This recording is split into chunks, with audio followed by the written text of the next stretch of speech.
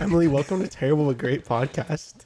We're Hello, so excited to have you as a guest today. Thank you so much for being here. It's actually really Thanks really for having me. I'm so excited. So we're gonna want to dive into definitely a bunch of subjects with you. Yeah. One thing being, like I mentioned to you, you have such a magnetic self-identity. Oh, thanks. And I think a lot of people can learn a lot from your confidence and from thanks. your style. I think also your music industry experience and how that Yeah. affected you, not only now, but growing up, Mm-hmm. your health journey, and Yeah. so many more things that we want to cover. So Yeah.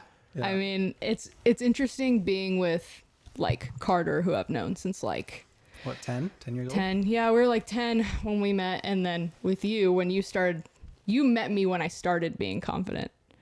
I was not confident for so long, probably until I was 19, 20 even. I was so quiet. I did not speak. I didn't really like being around people. That's part of the reason I started getting into music, because it was something I could do on my own. And just it was an outlet for me to kind of talk to myself in a weird way and talk myself out of things, but still keep it personal and not have to talk to literally anybody else about it. But yeah, it's just, this is a weird place to be in, especially after the year I've had, which was crazy. But yeah. What was so crazy about the year that you've just had? A lot of things happened in my life. I mean, I moved to LA, which was something that I didn't think I would have to do for a while, and then I got diagnosed with something called ulcerative colitis, which wasn't good. So probably in February of last year, which is crazy. So it's been about a year. I could not hold any food down. One day I woke up and I ate breakfast, threw up, and I could not stop throwing up, to the point where I lost 30 pounds. And I was skin and bones for so long, and we couldn't figure out what was wrong with me. So we finally went to a gastroenterologist, and he was like, let's do a scope. Let's scope you out, see what's going on with you. It's not looking good, but we'll see. And then basically right away, they tell you point blank, when you're still coming off of anesthesia, you have this. So I have ulcerative colitis. So I'll have flare-ups. They're usually due to stress, which is interesting because I didn't think I was super stressed until it started happening. And yeah, I was just, for probably 6-7 months, I could not hold food down. And it was probably the worst point in my life ever. But we're out of it. I got to take medicine for the rest of my life, but hey, as it goes, honestly. So mentally, what got you through that really low point? Because obviously not holding down food, that's quite obvious. The one thing you need in your life is food and water. Right? Exactly. Yeah. Honestly, I was writing a lot of music while I was cooped up in my room. Mentally, I had to get myself, I'm a big hypochondriac, and I have been my entire life. I automatically think the worst when I get sick. And I had to really grow in that aspect of my life and not be super doomsday all the time, not think the worst of everything. I really sat alone with myself a lot. And the way that I mentally got through the physical aspect was making myself go through things mentally, forcing myself to grow, reflecting on things that had happened in the past that I needed to get better on. And that was the only thing that was distracting me. And I was writing music, and I was, kind of sitting with myself and realizing hey, maybe I'm not the best person. I walk around, I think oh, I'm a good person. I would never do that. And then you look back on things that you've done and you're maybe I'm not the best thing that's ever walked the earth. Maybe, just maybe I was in the wrong. That's a good level of introspection. So pre and post diagnosis, what would you say are the biggest changes character-wise that you are really, really happy about, and then other things where you go, I still need to grow, or I can't believe I really was like that. It doesn't even seem like me anymore. What were the biggest shifts that you saw, and what has that done for you in the present moment? I think before I big time faked my confidence before my diagnosis. I think I kind of wanted to fake it till you make it. I acted like I was more confident than I actually was. And then when I would get home, I would be so self-deprecating and just honestly not comfortable with myself. And then post, I think I just honestly, I really started realizing where I was wrong. Before, I honestly think I had the biggest victim mentality of any person ever who's walked the earth. And I think this made me realize, like, there's things that are bigger than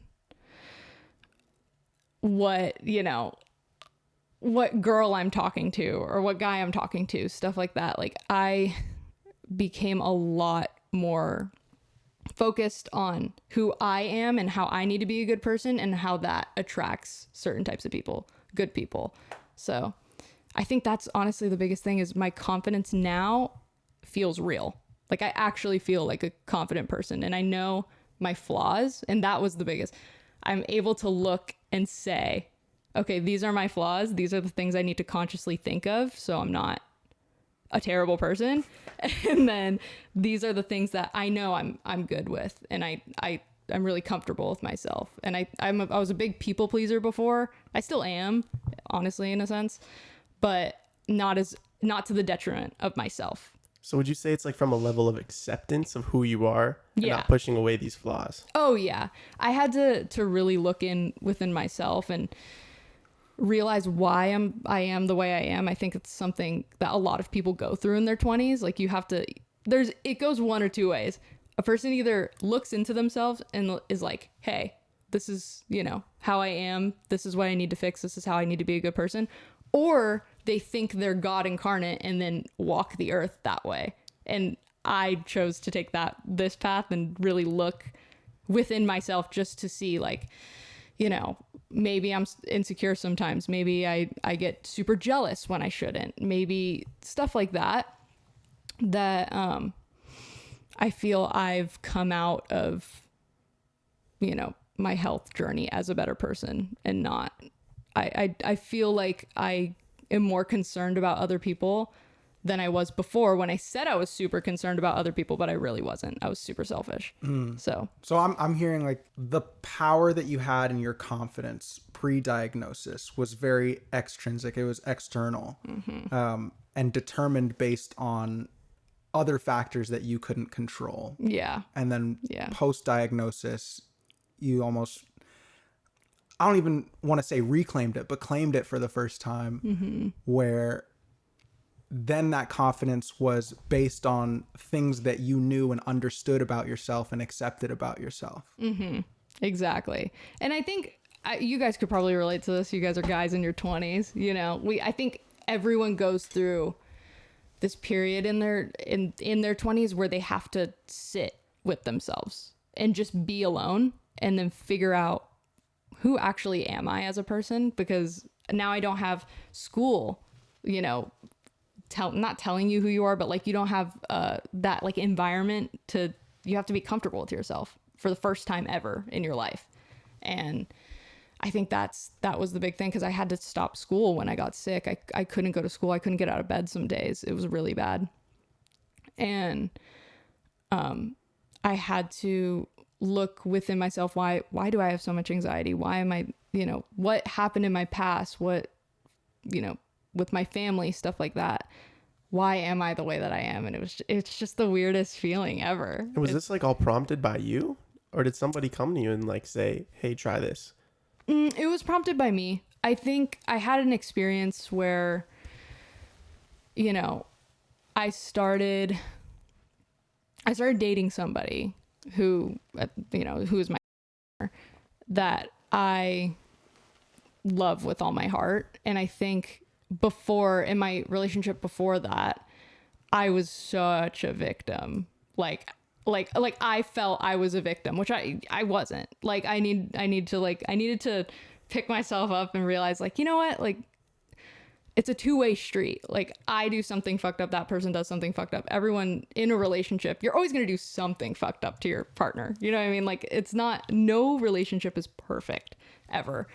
But I think when I finally got into the relationship, I realized, I was like, oh my God, I'm so jealous. It's so bad. Why am I this, like, and it would affect our relationship to the point where I was like, oh my God, there's things within me and I'm so anxious. Why, like, I feel that I trust this person, but why am I like sitting here when they're out like freaking out about where they are, what they're doing. So I think it started with like the looking within the jealousy, because like I said, like when I was sick, she would come over and we would hang out. But other than that, I was alone. Like I was texting my friends on occasion, keeping them updated on how my health was doing, but I wasn't talking much to other people. And I had to really look at things that were being detrimental to me, first of all, because anxiety is what pretty much prompts ulcerative colitis. It's like anxiety, diet, stuff like that. And I was eating terribly.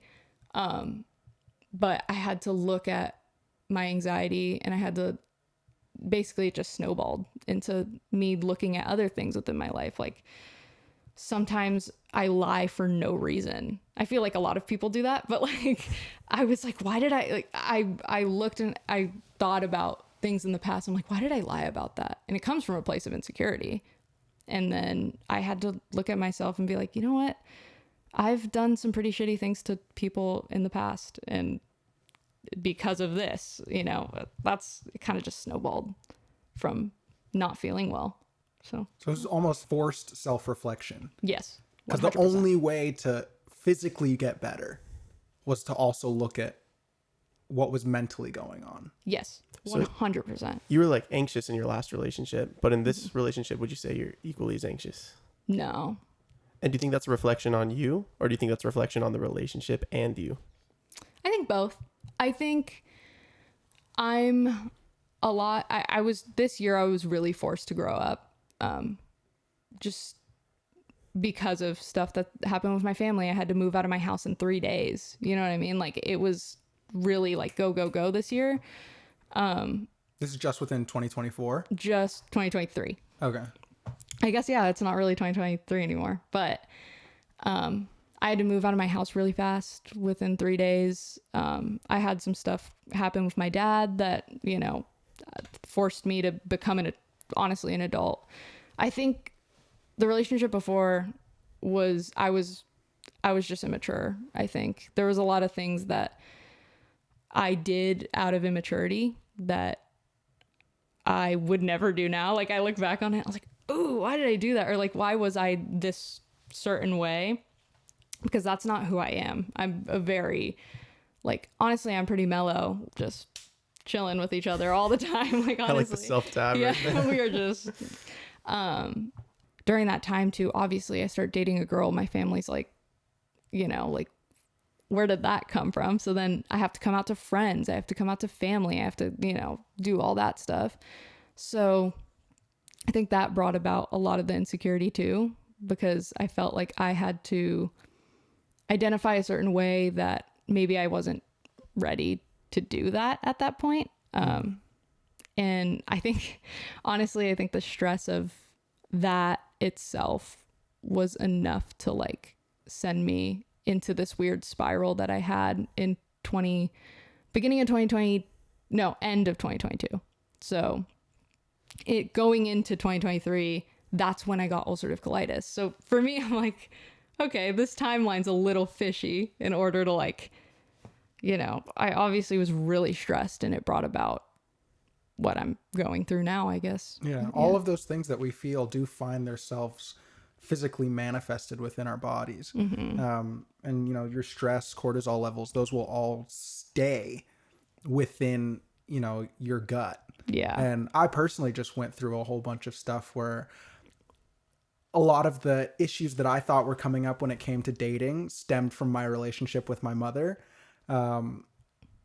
Which then I realized, like, my relationship with my mom is fine. Like, she's Yeah. always been very attentive to me, to my feelings and all that. So I knew actually it can't be coming from there. And I'm probably saying that because that's where most people will say, oh, if you have issues in your relationship, it comes from your relationship with your parents. Yeah.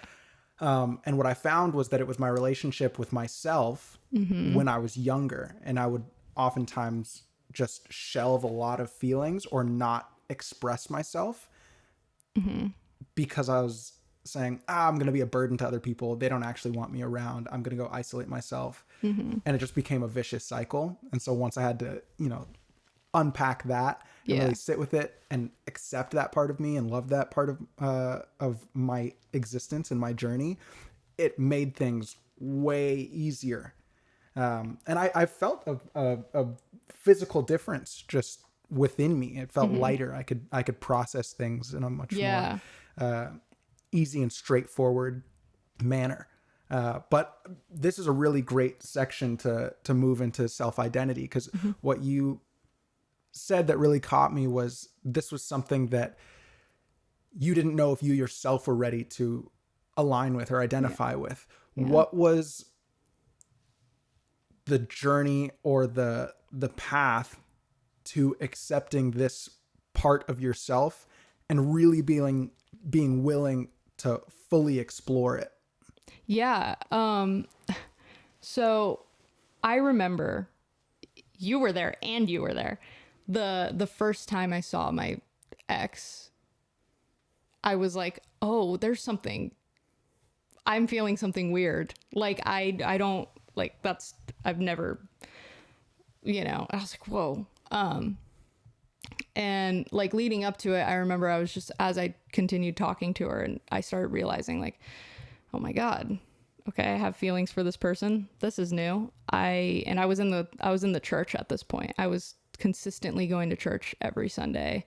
I was reading the Bible like 3 times a week. I was really invested in the church, and it was such a jarring experience because growing up, going to Catholic school, you're told it's not right, that those feelings aren't right. So I was sitting within that for a while. And I remember just being told once, like, there's no way you're straight. Like, I'm sorry. And I was like, Who said that to you? my ex. But like, she was right. You know what I mean? Like, she wasn't wrong. So I remember I was sitting there one day, and I remember I finally told her, like, hey, look, I have feelings for you. But then I started thinking, oh my God, I'm going to have to tell my friends. I'm going to have to tell my parents, which I wasn't excited to do. I'm going to have to, tell I didn't care about my brothers. I knew my brothers wouldn't care.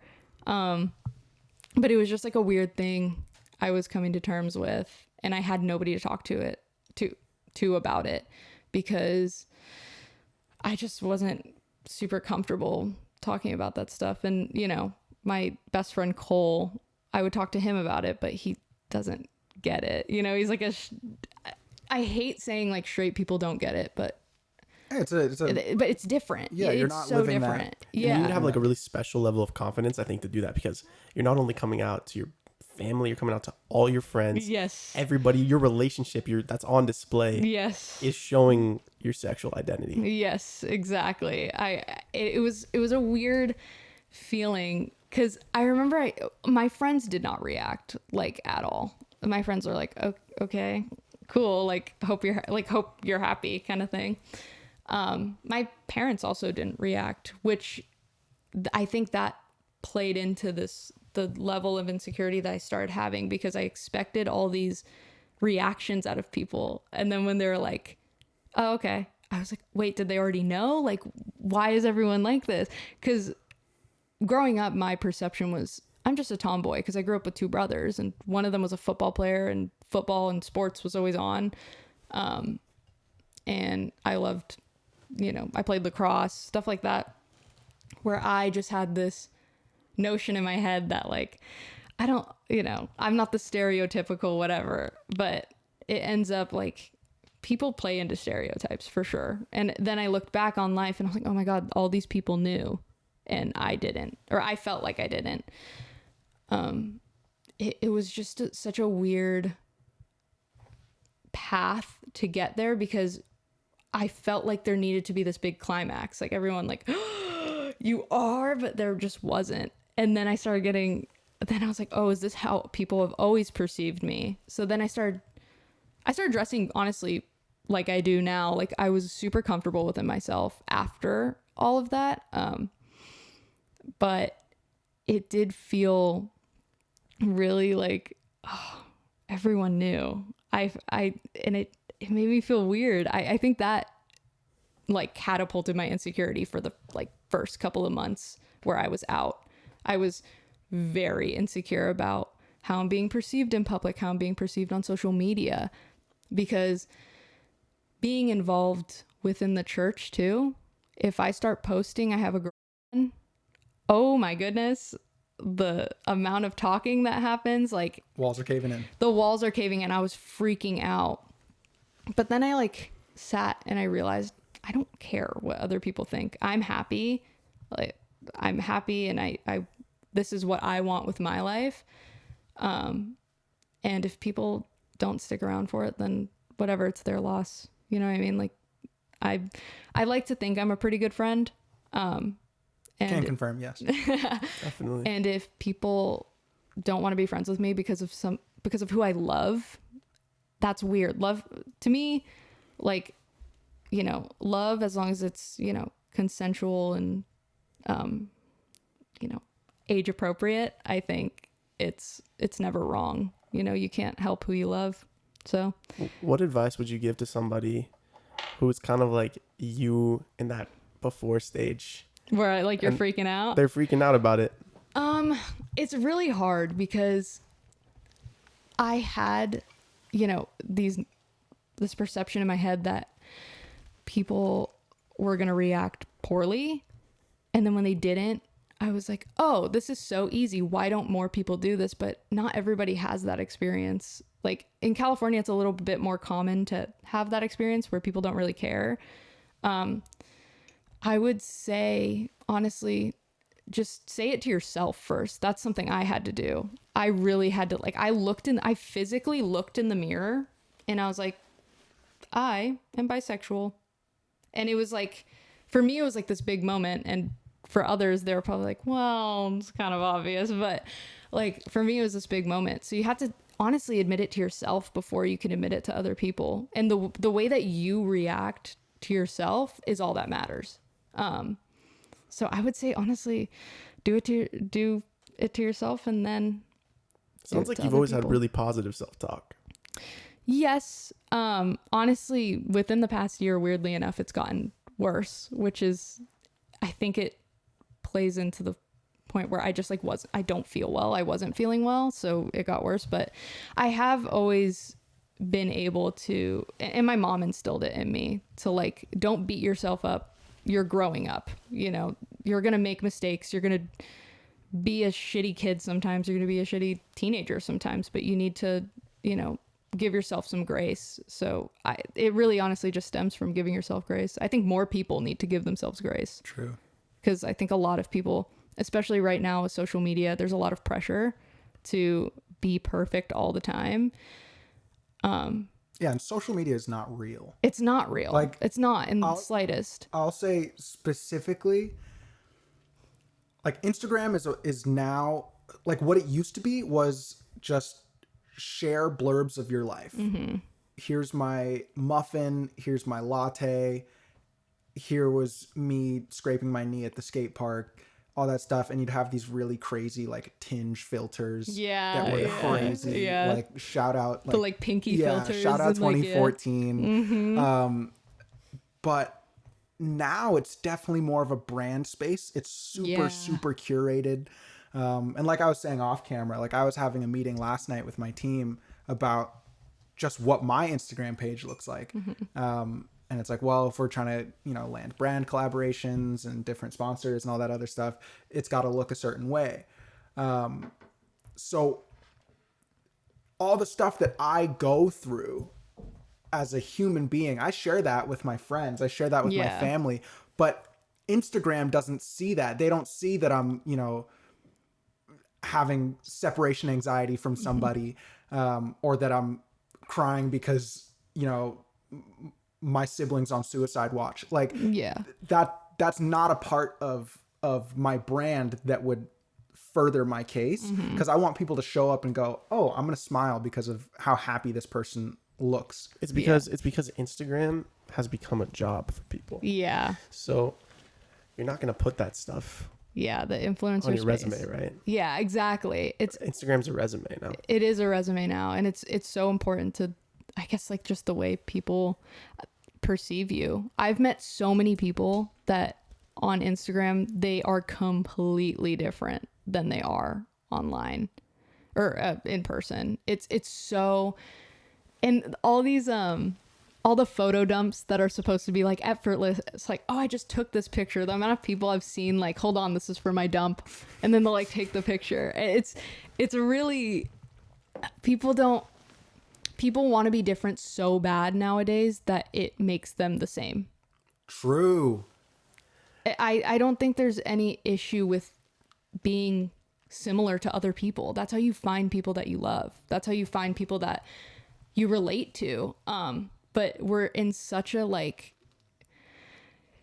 everyone wants to be unique phase in our culture that everyone's doing the same thing, trying to be unique.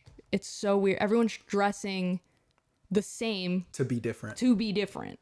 So it comes from looking at other people first. I think the same way that you had to claim your confidence internally rather than externally. It's the same thing where you go, if I really want to be different, the only way to do that is to be myself unapologetically. Exactly. Because no one else has had the experiences in life that I have had directly. There may be similar experiences for other people, but it's not going to be exactly the same. Yeah. Just like how you're saying, coming out to your friends here in California and they go, cool, I'm happy for you. But there are parts of this country and parts of this world where you do that and you get, shamed, you get excommunicated from, your family, communities, all these things. So the reactions are completely different. That's going to put a different level of stress on you. I think that's, like, definitely one benefit of social media, though, is people who can use it for the power of good. Yes. Right. People who can use it to inspire other people, to make them feel more comfortable in their own skin and be like, hey, I'm not the only one going through this one thing. Right. Exactly. And honestly, I think there's a group of, or not group, I guess it's just like a couple on TikTok that, weirdly enough, watching their videos and watching their content, they made me really accept who we are and, like, really be okay with being open and out in public and holding hands, because we both come from a Christian background. Well, actually, I think we both come from a Catholic background. So that was really hard for us for a little bit, like, going out in public. But just seeing these people, like, be happy and be, like, have fun and just be married and be, like, young and have a good time and still be, gay was the biggest thing for me. So, like, it's stuff, people like that, where they use it for good and they show, like, a safe space. But then you have people who are, like, flexing and, doing all the booty shaking and the OnlyFans, and which is fine, but it's not authentic. There's a way that you can still tread being on Instagram or being on TikTok and still be authentic and not feel like a robot. Very much so. Sense. Yeah. I've found that my relationship with social media, just in creating content, I wasn't doing it in a sustainable way before. And when I would try to copy trends, I wouldn't put myself into it. Yes. Not myself truly. I would do everything that was supposed to get views, and I was the most disconnected from it that I've ever been. And then on top of that, having to put that amount of work in for social media to have any kind of return, not being yourself and then seeing no return, you're just Yes. like, yeah, screw this. I'm just gonna be myself. I don't want to do this. Yeah. So do you feel like more authentic, would you say, now in this kind of life, the way that you're living true to yourself with not only your sexuality, but like your condition that you were Yes. diagnosed with? Yes. I honestly, weirdly enough too, I think the condition gave me a lot of confidence. Just in general, I feel like there's things that because with a chronic illness, a lot of times it comes with a lot of shame for some reason. Like I remember when I first was going through it, I was really ashamed of like just not being able to hold food down, which is, I can't control that. I think it gave me this mindset where I shouldn't be ashamed of things I can't control. Like that's not normal. So it did, it gave me this sense of, you know what, I'm just going to be authentic. I'm going to be who I am. And if somebody doesn't like me, they don't like me. And I think it started translating a lot into just like my daily life. Did you find that difficult to lean into the authenticity though? Oh my God. Yeah. How long did that take? Honestly, like 6-7 months. Cause bless her heart. She actually brought a lot of who I am back from when I was anxious. Like from before I was anxious. She'll tell me it all the time and she will never let me forget it. She's like, you were a completely different person when I met you, but she could tell that wasn't me. That who I was presenting as, I was, trying to act like a very stoic, like nonchalant person. I'm not that, like, at all. When I first met my girl, I was like, can I cuss on here? I think I already did. Yeah. I was a bitch. Like, I was not nice. I look back on that person because I was hurt, but like, I just wasn't a good person. I was straight up a mean person. And I know that's not me. That's not how I am. I like being a more like, approachable person. And I tried to come off as like this, just like, don't talk to me, don't look at me kind of person. And it took me a while to get back to being who I am, which is I'm a nerd. I play Minecraft on my free time. Like, I'm not this cool, nonchalant. I'm a dweeb. Like, I sit in my house and I play video games and love it. I watch Lord of the Rings. I'm a dweeb. I'm not this cool, like, it's whatever. Stereotypically cool. Yeah.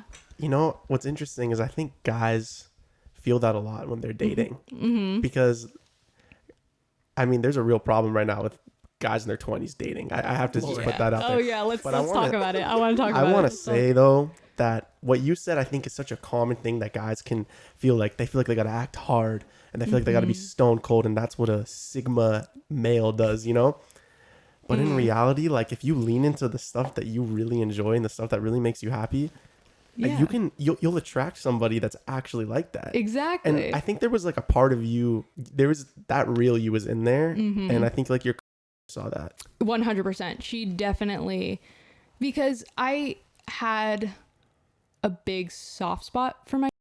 It was really weird.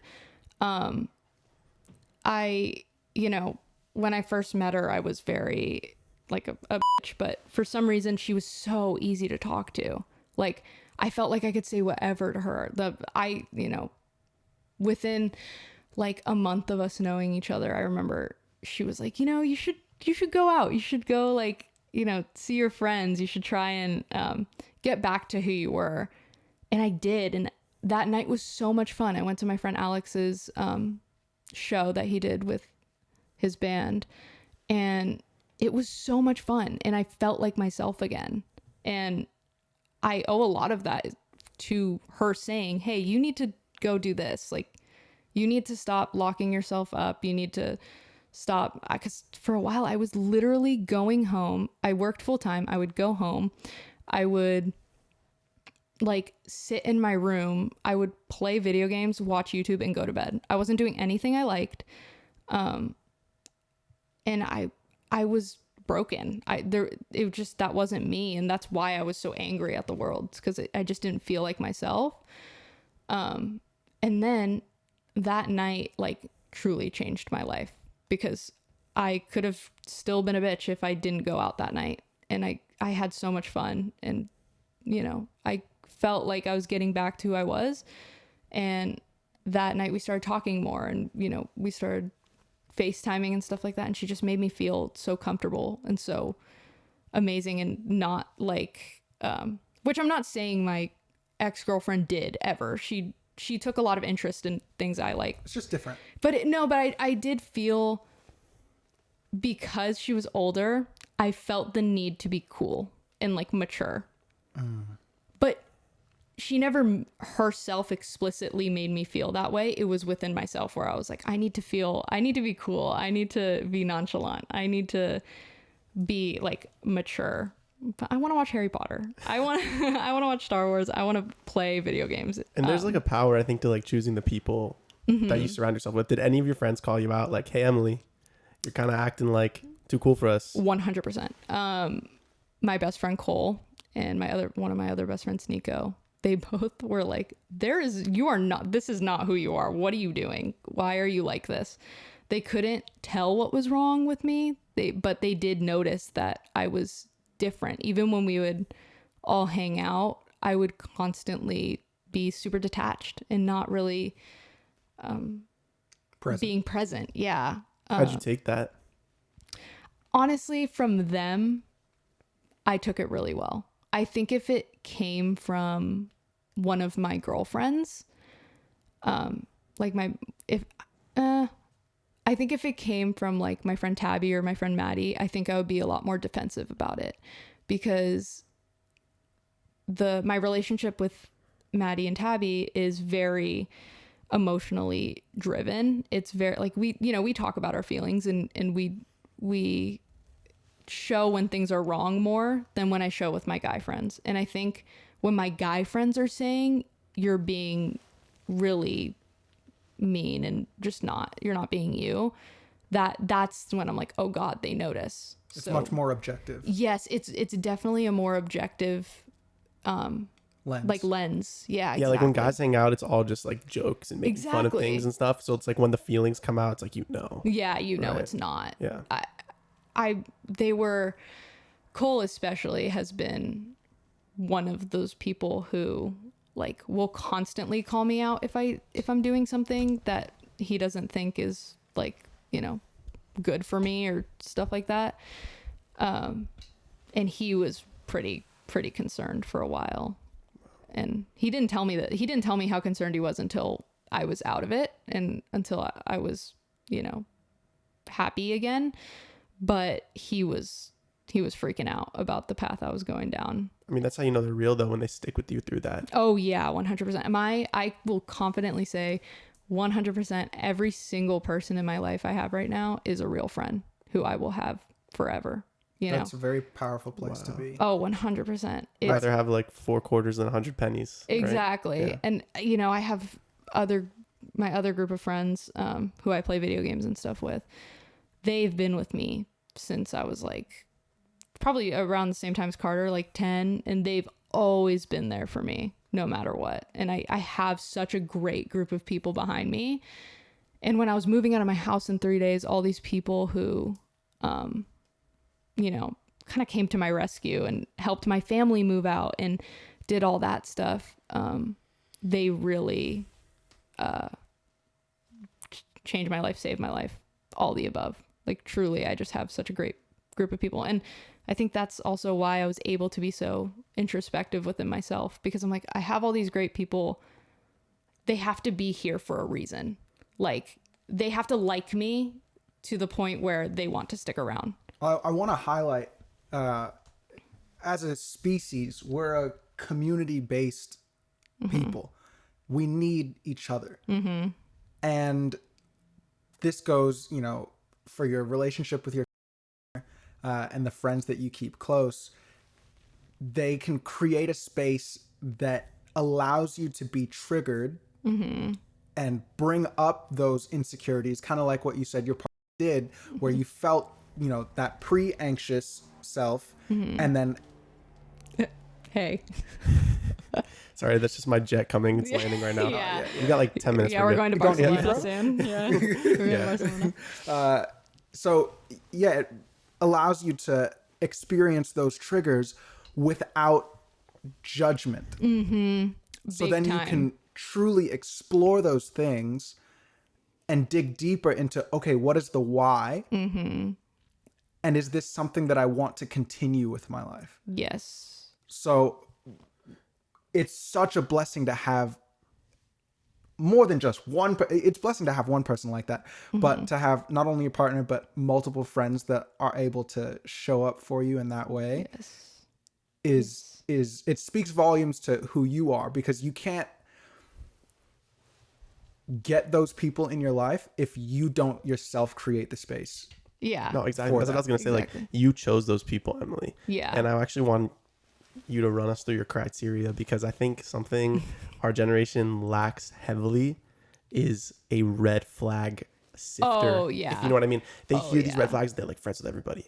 Yeah. Are you like that? What's your filter? What's your like, you meet relational this filter? person, this is your red, what is your red flag for meeting a friend?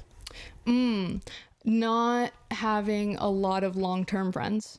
That's the biggest thing. When I meet somebody and all of their friends are from a year ago, 2 years ago, I'm like, uh-oh, what happened to the other ones? Because I've had the same friends for 15, I've had some friends for 20 years. Like, I think what I've noticed, and like I said, I've been a very bad friend to certain people. Like, don't get me wrong, but what I've noticed is a lot of people who don't have solid, long-standing friendships are usually the ones that you want to watch out for. And also, I think a lot of people are so concerned about being cool that they pick the cool people that, and like, I mean, I'm sure you guys remember cool friend groups from high school. They all hate each other, but they all still hang out with each other. They all Like, still hang out. yeah. All the cool group from like my high school over winter break, they all were just like posting all on Yeah. Instagram, and I was like, And you're like, y'all hate each other. Like, y'all do not like each other at all. I think you True. just need to find people who genuinely like the same things. And a true friend is someone you feel comfortable being cringe with. Oh, absolutely. Truly. Like, that's my sifter. If I can be cringe and if I could talk about me watching Minecraft videos at 22 years old with you, then boom, like, Lovely. we're friends. Like, then you don't judge, you know? It's a good friend is to be cringe with somebody else. I love that. That's all that matters to me. I want to talk to you a little about music too. Yes. I want to ask you, what's the deal? Why have you not been releasing? Yeah, where's our shit? But I want you to also, for real. Yeah. And then I also want you to tell us like a little bit about your background in music and like how that was growing up in the music industry. Yeah. So I'm a songwriter, but I also do dabble in singing sometimes. Right now, the reason I haven't really released anything, I have a hard drive full of things. And I guess I'm in this transitional period where I'm trying to find my sound, because I think for so long I was so concerned about being different. It was literally the same thing. I was so concerned. I don't want this to sound like anybody else, that it was detrimental to what I was doing. And obviously my voice changed because of, the inflammation in my body. So that didn't help. But yeah, I've been writing songs since I was 11, I want to say. I think I sold my first song when I was 14, which... Crazy. like, Walk yeah. us through it. Walk you through it. Yeah. Oh my God. Okay. I went to this music class and I was writing the song, and the head of the music department came in and was like, I need 3 songs from the 3 best songs from the 3 students, and I'm going to take them and we're going to sell them. We're going to give you a publishing deal for X amount of time, and we'll see where it goes from there. My song got selected, looking back on the song, it is terrible. I think it's terrible. It was so adolescent. It's like Was it the best song that you could have made in that time? Yes. Okay. Probably. It was during the time where being emo and edgy was in, and 21 Pilots. oh, you know I love 21 Pilots. Hey, shout out to 21 Pilots. But yes, like the 21 Pilots was like a big that was the music industry at that point. It's being introspective and being like emotionally in touch. Anyway, I got that deal from Redacted Company because they screwed me over and I fuck that company. But I got the deal and I began writing mostly in the like pop punk alternative scene until I was about like, honestly, 18, 19. So I was doing that and selling songs professionally when I was really young.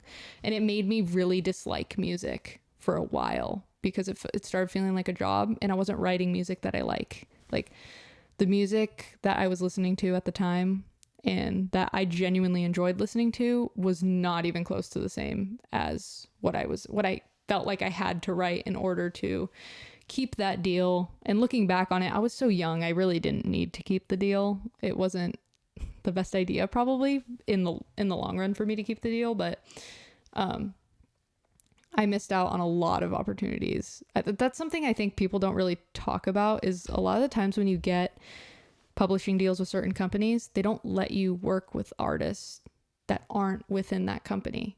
So you miss out on, you could meet a bunch of people and you wouldn't be able to work with them because these aren't the companies, but let's say like I got a Sony publishing deal and I meet someone from Warner. I can't work with that person from Warner because Sony doesn't really want you to most of the time, unless you're like a big artist. That's different because then it's beneficial for both companies. But a lot of at least back in the day, I don't really know. I know the songwriting industry has changed because a lot of people want to write their own songs nowadays, and it's a lot more accessible to write your own songs. There's much more non-exclusive deals that are going on. Exactly. Now. And it's a lot cheaper also to be able to just like get an audio interface. Like when I started, an audio interface was not cheap. It was, I had to save up or I had to ask my parents. But now you can get like a really good audio interface for like $300, $400. But I know that the industry has changed a little bit, but before it was a lot harder to branch out because they didn't want you to. They wanted to keep you all to themselves. They wanted, if they thought you were a good enough songwriter, they want you only writing for their artists, which makes sense. I mean, if you look at it from a business perspective, but it did close a lot of doors for me, but it also did open a couple of them. So Are you out of that contract now? I am. I actually, when did that contract end? Probably 2021. So it ended not too long ago. And I started sending out music to other publishing companies just to try and get something, and just didn't get anything really back. I got like 2 replies and they wanted me to write for artists that I don't think I could do it. It was one of those things again where it made me really good at writing a certain type of music, but I didn't enjoy writing that certain type of music. So it made it really hard to be creative outside of a specific genre. So where are you going now in the music industry? You're out of this contract. I want to take the more artist approach.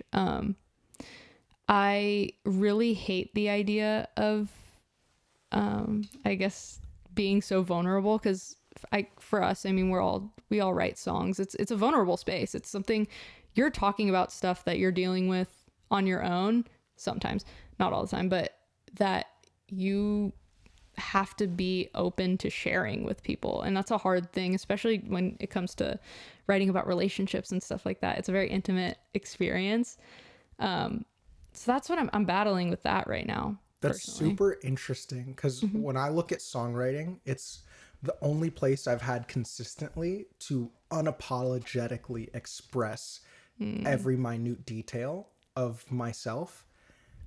And so when I open a page, I know that I'm not going to hold back anything. But then conversely, I know I'm like, I'm going to have to sing this. And what helps me get through that is knowing that there's probably some other person who's dealing with some variation of the same thing. That's true. So if it makes it to their ears, I've done a good thing. But is your relationship with songwriting the same now as it was then? And if not, how has it changed? And do you see it for the better?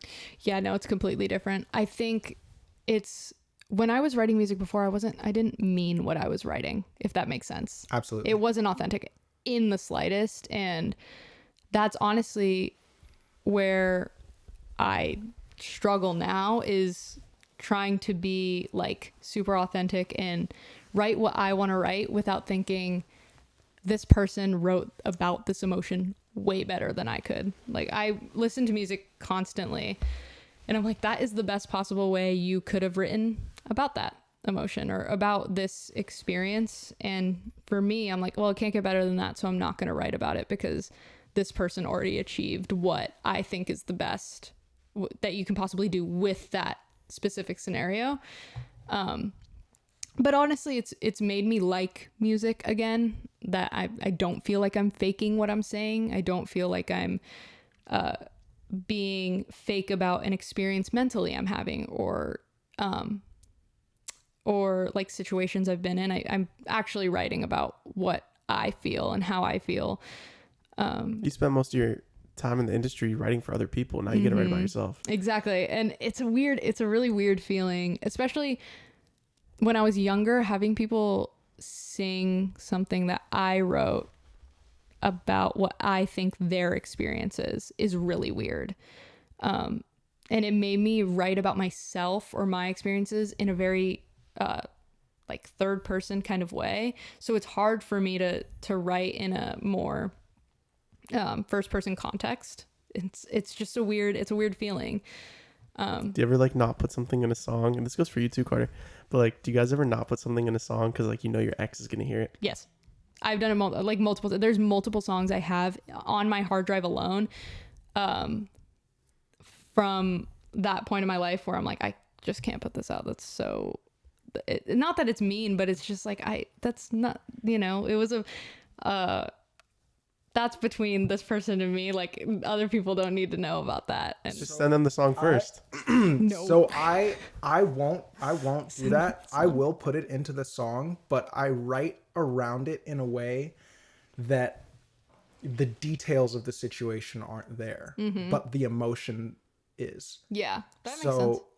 But then what I will do, because I know I need to write it, I will write letters to these people, seal it, and then put it away in my closet. Like a real letter. I will write a real letter. I have a wax seal. I will put a seal. He's given me a wax seal. This is actually a really funny story. I had a release party one time, and it was like for my song "Honest with You" that came out. No, I remember. I couldn't go because I was working. Right. But yes, I do. Right. Exactly. You were invited totally.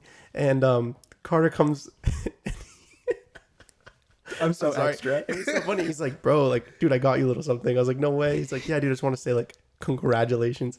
And he hands me this letter with like a wax seal like on a it. red wax seal. Yes. But I think I still have it somewhere. And it's like, I like couldn't believe it. I was like, only Carter. If you know Carter, that is the most Carter thing. It's the most Carter thing you could ever do. Ever. It's so extra, but like in a weird, sophisticated way. Yeah. It's like a weird thing that like I a love grandma that. would do. Yeah. No, Yeah. Like I write all my letters with like this. If you say a quill. No, it's pretty close. I have one. I could totally see Carter. He's like, yes, puts on his glasses and starts My writing with his spectacles. Yeah. Ink and quill. Exactly. No, but I do have a fountain pen from Geneva, Switzerland. Yes, you do. And that's the magic pen, apparently. Oh, I love that thing. That's Carter, we still accept you, man. Yeah, we do accept you.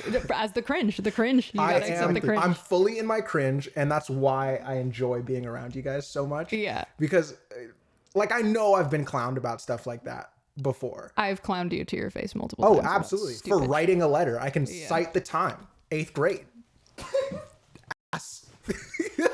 This. You're the Do we want We to don't need to. No. We don't need to go into that. We don't need to go into that. We don't need to go into that. He wrote a letter to a girl and he handed it to me. He goes, "Oh, I wrote this girl a letter."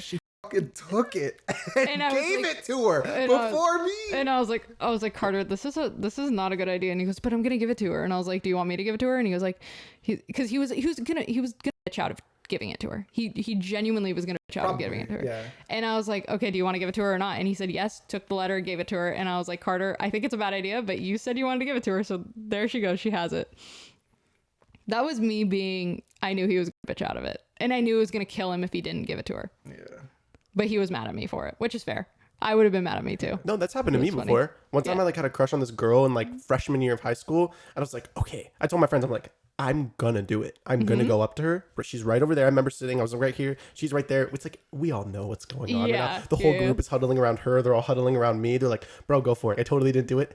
And then my friend in choir, he just goes up to her and he's like, hey, see that kid right over there pointing at me? He's like, he likes you. And the whole group goes like, oh. Yep. And I was like, oh. It's a universal like teenage experience for that to happen to somebody. Oh, absolutely. 100%. Absolutely. I was the catalyst of it happening. She really was. No, It but was for the honestly, better. like, it was. I was just about to say Yeah. that. It was for the better. Never would have worked out with her anyway. Yeah. Her parents loved me though. well. Let me phrase that. Her Parents. father loved Yeah, her parents. me. Mother, not so much. Yeah. Yeah, But- parents would totally love you, Carter. Yeah. I definitely. I'm built for a wholesome, secure, like, Yeah. Yeah. like very, very like good love. Yeah. But yeah, no, I'll write a letter that I know they'll never see, but I get everything out onto that page and I address it specifically to them as if they were gonna read it, seal it, and put it away. Never look at it again. I've done that in situations that aren't relationship wise. I've definitely done that with like friends who've passed, stuff like that, saying things that I need to say and then just like putting it away and never looking at it again. But like I felt like, You still I had have to them? get it. Yeah, I have one of them that I wrote in I went to New York like 2 years ago again. Was that 2 And- years ago? I think it was 2022. Damn. Yeah, it had to have been 2022 because I got sick in 2023, so it couldn't have been then. Wow. But I went to New York and I wrote a letter to my friend who passed because it was his birthday, I think, and then I put it away. And honestly, it helped me so much. It was it's like cathartic. It really is. Yeah. You're taking the words out of It's my mouth. it's cathartic. It's a good feeling to like get out what you've been wanting to say, even if it's not obviously specifically to that person, but it does feel good. I think we're like the last generation that's going to be able to write. Dude, have you heard okay, this is crazy. I have friends who are like starting to be, I mean, we're at that age where people are starting to be literal teachers, people that we've gone to school with. True. But I've also seen like people talking about it on TikTok that 7th graders have the writing ability and reading ability of like 3rd graders. Like that's nuts, dude. I can't believe it. I genuinely can't. Sometimes I'll see even on like social media, not kids, but 9th graders, 10th graders typing out and everything is misspelled. And it brings tears to my eyes. It's crazy. We're the last generation that's like, that actually learned to write on paper. Yeah. Like, Had to do cursive that's in a 4th stupid thing. grade. Yeah. They took away cursive. That's what I They meant. took that Like, away. Yeah. But do you remember like when it would be the new year, you'd be in middle school and then it'd be, let's say, 2006 and you'd be like, oh my God, now I'm writing 07 at the end. yeah. Yes. And So, on the paper, I used to think, like, MLA format. After that, I used to think like, how long does it take for me to write the next year?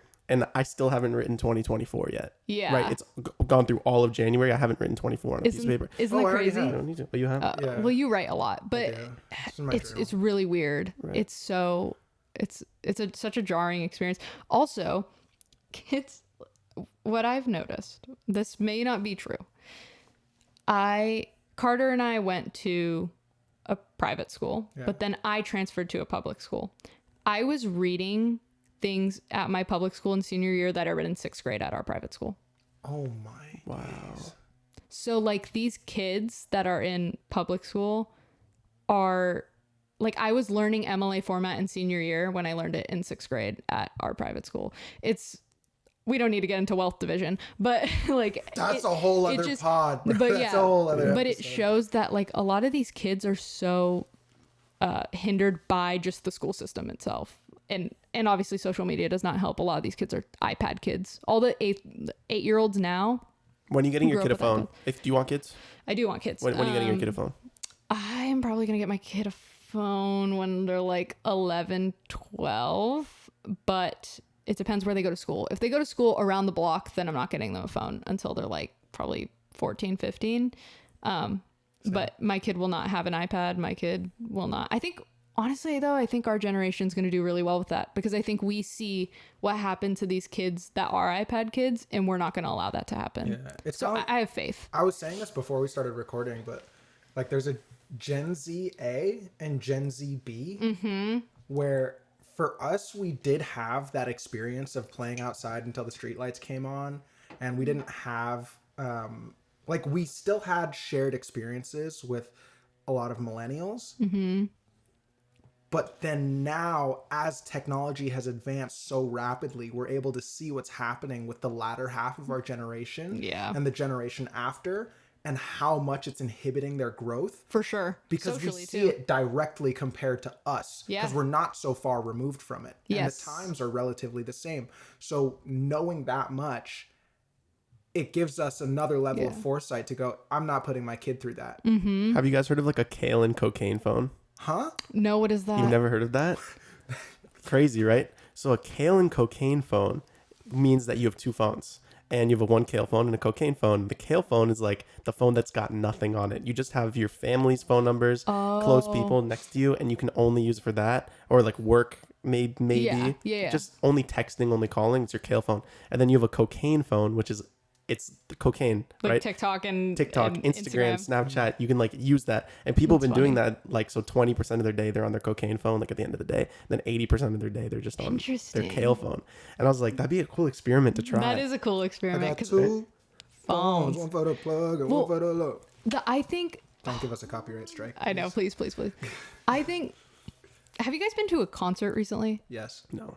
Phineas. Okay, well that I think that's a different demographic though. True. So I used to obviously go to concerts before the pandemic. So was that 5 years ago? 4 or 5 years? Yeah, five 4 years ago. Holy. Yeah. So I would go to concerts. I was a teenager when I would go to these concerts. I know, isn't that painful? So I was a teenager when I went to these concerts. It is a night and day difference, the etiquette that our age group has at concerts as opposed to the teenagers now. I recently went to a Boy Genius concert, and Boy Genius, they have a younger audience. I didn't know that because I've been listening to Phoebe Bridgers for years, and I didn't realize that. I don't know, it just didn't click to me, but it makes sense because of the type of music she makes. And these girls, when the opener was on, which by the way, the opener was fantastic. It was Dijon, okay? Oh my gosh. It was Dijon and Barty Strange. They're phenomenal. It was like a concert series, so there was a lot of people there. Clara was there. But during Dijon, these girls were on TikTok in the pit. They were sitting there on their phone and on TikTok. They were pushing. They were like, which I get, like pushing whatever, it's going to happen at a concert, but they were like absolutely shoving and on their phone when Dijon is playing, like just no concert etiquette at all. And what's crazy is even that is not enough stimulation for them. Oh, Going I to know. a concert in the pit with these two phenomenal artists performing, that is not enough stimulation. They have to be on TikTok. And they're on TikTok. Isn't that crazy? And then on top of that, I remember, because I'm not the type to be like, oh, these kids, whatever. But they were like screaming while he was just trying to play, and it was so baffling because I would think that genre of music would have a lot better like a less rowdy teenage crowd because it's very mellow form of music, but no, they were so rude. One of them literally like elbowed in the back because she was trying to because my pretty tall, so they were trying to like get in front of her, elbowed her in the back. It was like they're just so, I was so appalled, and I felt like I don't know. That's the first time at a concert I've ever felt not not, I don't want to say not safe, but like just not respected. Yeah, there was like no respect in that crowd, especially for the artists. And being a musician, like I always pay attention to the opening act, just because I know how that feels. It's really shitty to sit there and see a phone, somebody's on TikTok while you're playing. Like you're playing this, and one thing about Dijon is that fool loves music. Like he's a phenomenal performer. And I'm like, dude, there's a concert that you paid for a lot of money. Those tickets are not cheap, because it was Barty Strange, Dijon, Claro, and Boy Genius. Literally like two of the biggest indie artists right now. And the tickets were not $400 right there. Like literally $400, and you're sitting here and you're on your phone and not experiencing where you are. I was so but that's one thing that our generation really lacks, I think, is honor. Yes. That word honor. Yeah. Because presence. Yeah, it's sad. Yeah. It's sad. They don't have, like you said, the respect for those artists for what they worked for. Yeah. And I went to another concert recently, Neon Trees, because Laundry Day was opening for them. Ooh. And it was like night and day. Like people, because that was an older crowd, because Neon Trees, is a pretty older, it's an older band. I have what was the song? Is it Animal? Yeah. Animal. I think so. Why do I remember that? I've been listening to that on repeat. That's weird. That is weird. They were talking about Neon Trees. I have a playlist. Yeah, shout out Neon Trees. I have a playlist on my Spotify that just says songs that raised me. Yeah. And that's on there. It was a night and day difference. Everyone also, I got to give Laundry Day their flowers. They're phenomenal performers. They're amazing. Their show is so fun to go to. You guys got to come with me to one. They're amazing. Please. But everyone was paying attention. Everyone was vibing with them. Like it was so much fun. And it made me realize like this, partly because they didn't go to concerts when they were teenagers. They're teenagers now, but like when they were younger teenagers, to where you kind of learn that concert etiquette, but because they were locked in the house, they don't know like, oh, there's certain things you should and shouldn't do at a concert.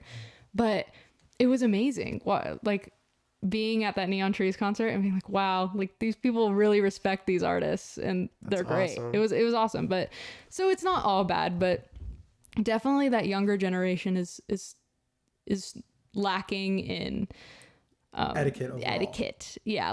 Just especially concert etiquette. That's what I've seen, which is, it's really weird, because I don't feel like we're that much different in terms of time wise, but then when you look at it, we really are.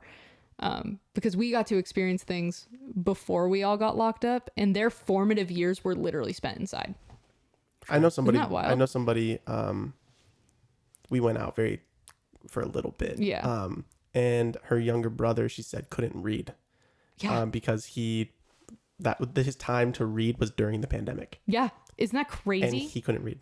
Uh-huh. There's something to be said about being forced to read something out loud with your classmates where you're going to get flamed. Oh, for sure. That really, really just forces you to lock in. Dude, it does. No, but it does. That's the thing. And here's the thing. Because you know damn well if you mess up a word, you are going to get clowned for the rest of my life. My friend Amanda messed up a word in like 2nd or 3rd grade, and I still remember it to this day. Instead of saying German soldiers, she said German shoulders, and I still remember it. So you gain some confidence when you have to read in front of a class, like popcorn reading, and you're shaking up there. Yeah, dude. And they didn't get to experience that, though. No, they didn't. Isn't that weird? Yeah. I used to read the same line over and over again. Just because it'll get to you. So I'd be like, yeah, Emily is in the music industry, and Emily is in the music industry. And like, I wouldn't go to the next line. And I remember one time my teacher called me out. She's like, Josh, you read that same line 3 times. I was like, oh. You're like, oh my God. Did I? No, it's so weird. Funny. Because that's one thing about like the younger Gen Z is they have no shame. And it's because they didn't have to do crap like that. Like they have no shame in anything that they do. It shows in their concert etiquette. Like it's true. They're just stepping over people, pushing people.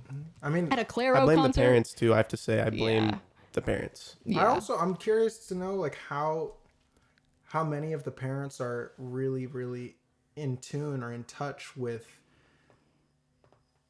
I guess, the mannerisms of the generation, or like, Yeah, dude, girls will literally go out and wearing one outfit in front of their parents, and then they'll change in their friend's car, and then they're wearing a completely different outfit. I kind of feel like that's just that's been a thing. That's like, I can't imagine that's definitely not a. It's in Lemonade generational Mouth. thing.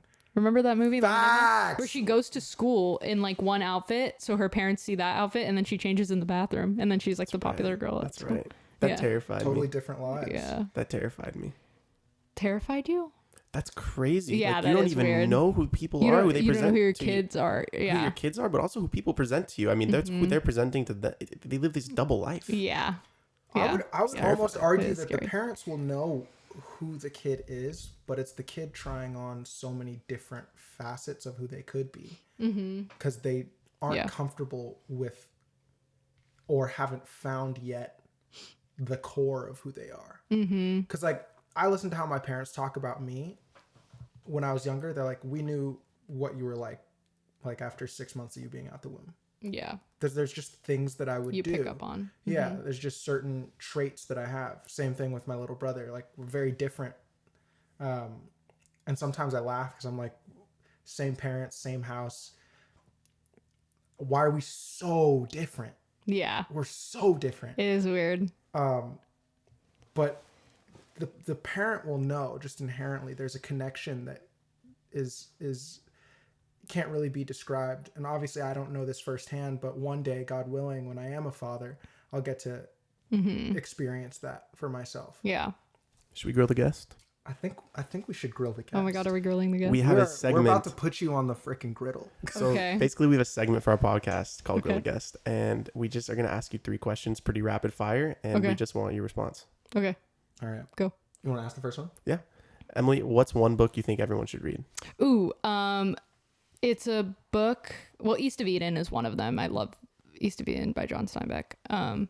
But there's another one that I'm reading right now.